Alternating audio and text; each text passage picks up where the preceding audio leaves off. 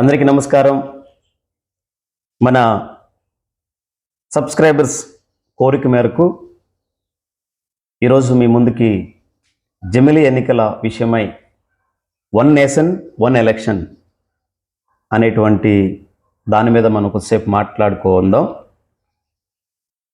వాస్తవికంగా మన భారతదేశానికి జమిలీ ఎన్నికలు అనేటువంటివి కొత్త ఏమి కాదు.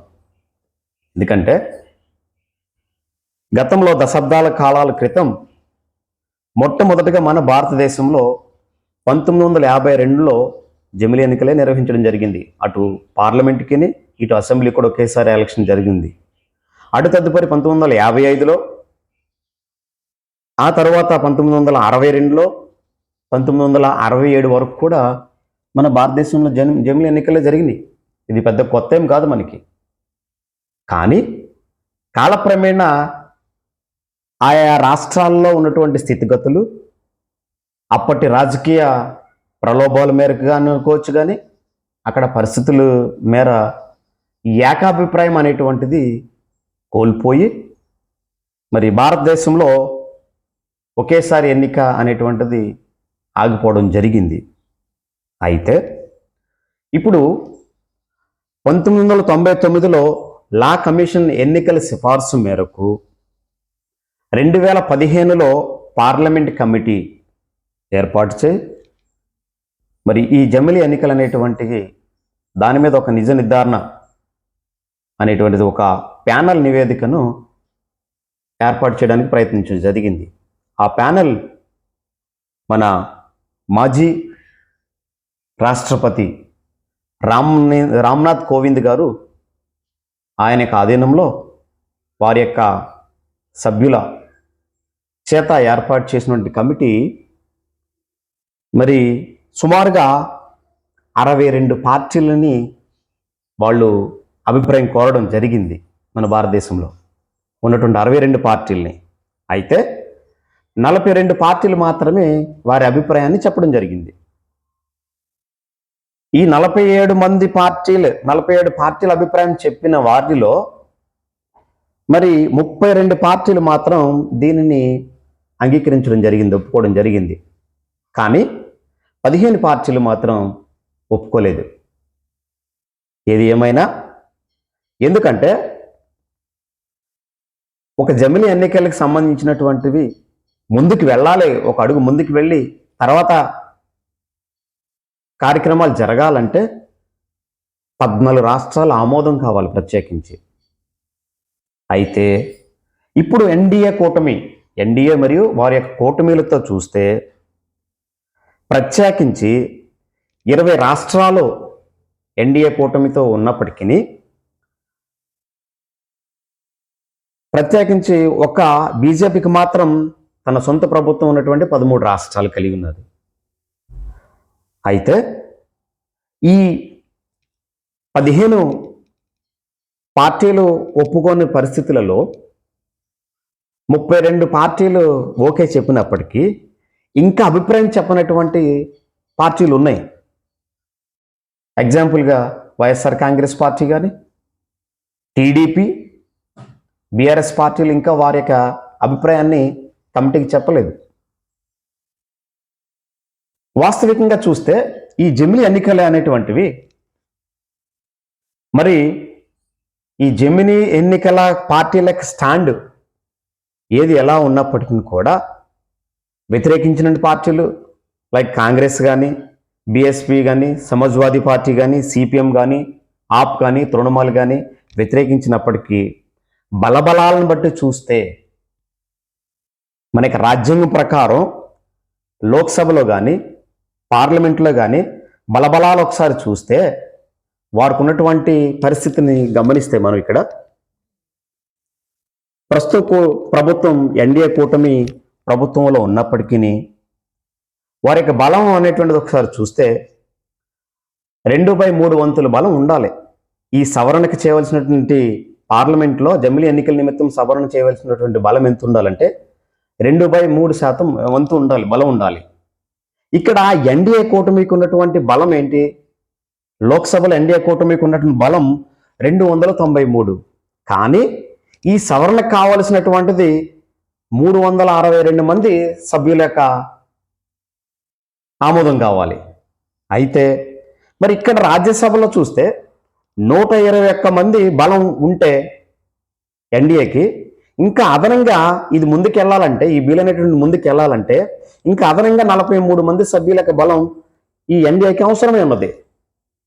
ఉదాహరణకు వైఎస్ఆర్ కాంగ్రెస్ పార్టీకి ఉన్నటువంటి సభ్యుల బలం, ఇంకా ఇతరతర ప్రాంతీయ పార్టీలకు ఉన్నటువంటి బలబలాలు అన్నీ చూస్తే ఇవన్నీ కూడా ఏకమైతే తప్ప ఈ బిల్ అనేటువంటిది సవరణ చేసుకుని ముందుకెళ్ళేటువంటి పరిస్థితులు అయితే లేదు.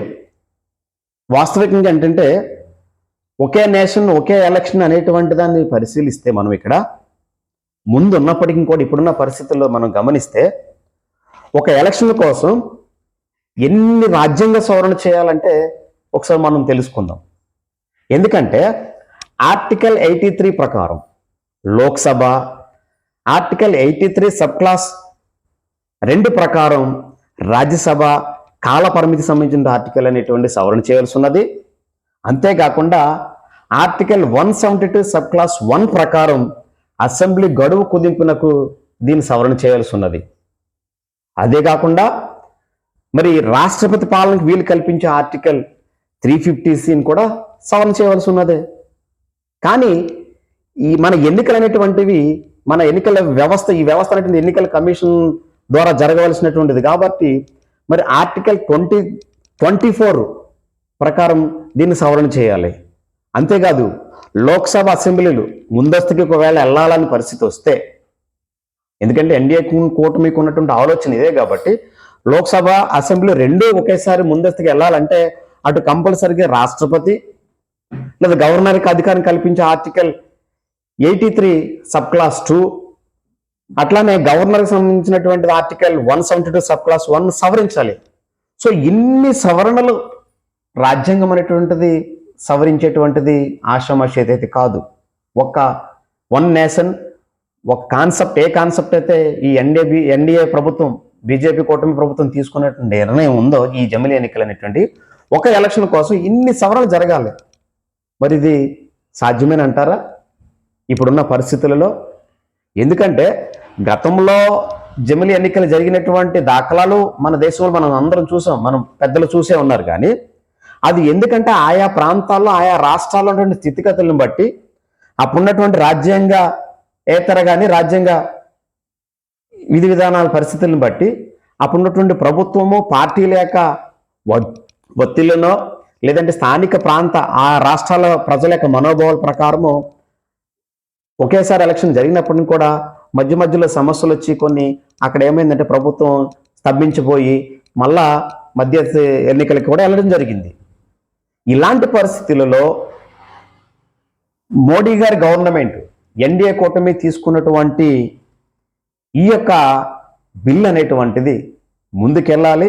ఎందుకంటే వచ్చే మన శీతాకాల సమావేశాల్లో ఆల్రెడీ ఒక నిర్ణయంకి వచ్చేసారు వాళ్ళు, ఎన్డీఏ ప్రభుత్వం. వచ్చే శీతాకాల సమావేశాల్లో ఇది బిల్లుని ప్రవేశపెట్టడం కూడా జరుగుతుంది. మరి ఇది ఎంతవరకు వెళ్తుంది అనేటువంటిది మనం కూడా చూడాలి. ఒకవేళ ఇప్పుడున్న పరిస్థితులలో జమిలీ ఎన్నికలు అనేటువంటివి సాధ్యమైనటువంటి పరిస్థితికి దారితీసినట్లయితే రాబోటువంటి, ఇప్పుడు ఆల్రెడీ మహారాష్ట్ర ఇతర రాష్ట్రాల్లో ఇప్పుడు త్వరలో ఎన్నికలు జరగవలసి ఉన్నది. అవి కూడా కొంచెం లేట్ అవ్వచ్చు. అట్లనే మన దేశం మొత్తం మీద సుమారుగా 80 మంది సభ్యులు ఉన్నటువంటి పెద్ద రాష్ట్రమైనటువంటి ఉత్తరప్రదేశ్ ఎలక్షన్స్ అయితే 2026లో వచ్చేటువంటి సూచనలు ఉన్నాయి. కాబట్టి ఈ ఎన్డీఏ కూటమి వీటన్నిటి పరిస్థితుల దరిమిలా ఎంతవరకు ముందు అడుగు వేయగలుగుతుందో. ఎందుకంటే ఇప్పటివరకు మన భారతదేశంలో అసాధ్యం కానిటువంటివి సుసాధ్యం చేయగలిగినటువంటి ప్రభావం కలిగినటువంటి నాయకుడు మన నరేంద్ర మోడీ గారు. కొన్ని మనం జమ్మూ కాశ్మీర్ ఇలాంటి ప్రాంతాల్లో, అలాంటి రాష్ట్రాల్లో జరగడం కూడా మనం చూసాం. మరి ఎంతవరకు ఇది ముందు అడిగేస్తుందో అనేటువంటిది, ఒకవేళ ఈ జమిలీ ఎన్నికలు అనేటువంటిది ప్రాతిపదిక అనేటువంటిది ఈ ఇట్టి సవరణలు అన్నీ జరిగి ముందుకు వెళ్ళినట్లయితే అప్పుడు మన భారతదేశంలో ఉన్నటువంటి ఆయా రాష్ట్రాల ప్రాంతీయ పార్టీల యొక్క పరిస్థితి ఏంటో అనేటువంటిది కూడా మనం ఆలోచించవలసింది. వారి ప్రభావము, ఎందుకంటే ఈ జమిలీ ఎన్నికల ఉద్దేశం కూడా ఎన్డీఏ ప్రభుత్వం తీసుకోవడానికి కారణం ఏమిటంటే ఒకే nation one government one election కాన్సెప్ట్లోనే వెళ్తుంది. కాబట్టి ఇప్పుడు ఆ ప్రాంతీయ పార్టీలకు ఉన్నటువంటి స్వతంత్రత అనేటువంటిది ఏమవుతుంది అనేటువంటిది కూడా మనం ఒకసారి ఆలోచించవలసినటువంటి బాధ్యత ఉంది మనందరి మీద, భారతదేశపు పౌరులుగా. కాబట్టి ఇటువంటి పరిస్థితులలో ఈ బిల్ అనేటువంటిది ప్రవేశపెట్టడానికి ఇన్ని రాజ్యాంగ సవరణలు చేసి మిగతా పార్టీలను కూడా ఒప్పించి అక్కడ ఆ బిల్ అనేటువంటిది వచ్చే శీతాకాల సమావేశాల్లో మరి ఆమోదం పొంది విన్ అయ్యి ఈ జమిలీ ఎన్నికలు కనుక వెళ్ళొస్తే, ముందడుగు వేస్తే కొన్ని రాష్ట్రాలు మధ్యకాల సమయంలో, ఈ మధ్యకాలంలో రీసెంట్గా ఆంధ్ర రాష్ట్రంలో ఉన్నటువంటి ఈ కూటమి ప్రభుత్వం అనేటువంటిది మధ్యలోనే స్వస్తి పలుకోవాల్సి వస్తుంది, మళ్ళీ ఎన్నికలకు సిద్ధపడవలసి వస్తుంది. అట్లానే కొన్ని రాష్ట్రాల్లో 2-3 సంవత్సరాలు గడిచిపోయినటువంటి తెలంగాణ ఉంది, సెకండ్ ఇయర్ జరుగుతుంది ఇప్పుడు ఆల్రెడీ. సో ఆంధ్ర రాష్ట్రంలో ఉంది 3 నెలలు అయ్యింది.